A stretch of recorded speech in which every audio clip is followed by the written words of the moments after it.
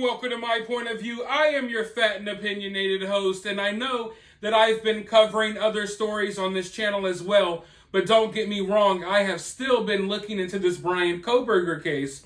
I've just been trying to steer clear of all the rumors because it seemed like we were moving into a territory where it was really rumor heavy. Every day, a new anonymous source was coming forward with new information about Kohberger. And I started to really wonder, what's real and what's fake. So I tried to steer clear of this case for a little while, but I've been paying attention to everything going on. Yes, I watched his arraignment, all of that good stuff. But this story, or this particular piece of information, I find really, really interesting. Because since day one, when Bryan Kohberger got caught, I've just been feeling that there's a huge possibility that this dude may be responsible or may have been involved in other type of situations, much like the situation that played out in Idaho with the 4 students. I try not to be too biased, but something about Kohberger, it just makes me feel uneasy. Something about his demeanor, something about the look in his eyes, all tied to the fact that he pursued an education, looking into criminal cases and looking into killers. It's just a recipe for a total creep, if you ask me. That's how I view Bryan Kohberger. But I try to be as fair as possible. You know what I mean? But at the end of the day, I still find it hard to believe that if Bryan Kohberger did this, I find it hard to believe that this would have been the first thing that Bryan Kohberger did. I also always found it interesting that Bryan Kohberger's father chose to drive across country with him instead of Bryan Kohberger just simply buying a plane ticket. There's something about that cross-country journey that will never sit right with me. I don't care what anyone says. This is my personal opinion. That cross-country road trip does not sit right with me.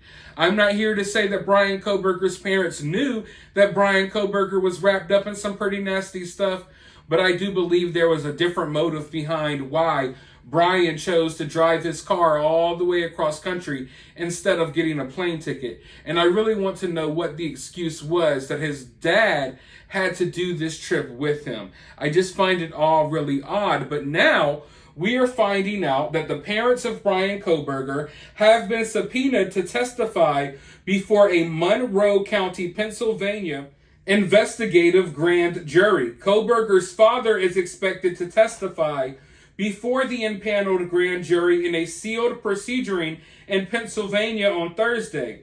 His mother previously testified before the secretive panel.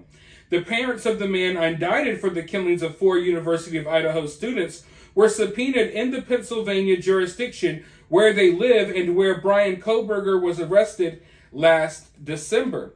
Now, Bryan Enton is reporting that Bryan Kohberger's parents were called to testify before the grand jury in the case that is related to Dana Smithers, a 45-year-old woman who went missing in May of 2022 in Monroe County, the same county where Kohberger lived.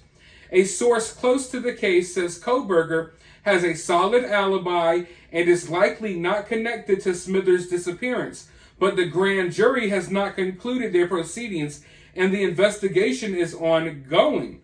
So we knew that investigators were looking into other cases in Pennsylvania to see if they could possibly tie any of them to Kohberger. And from the looks of it, this is what's being reported, they may have, I don't want to say they may have tied Bryan Kohberger to a particular case, but it looks like they have at least enough reason to believe that Bryan Kohberger could have had something to do with this case, which is why they've subpoenaed his parents. Now, supposedly, his parents have an alibi for him or something of that nature. I'm sure over the coming days we'll find out more about this, but this is what is going on right now, and this is really making me raise my eyebrows.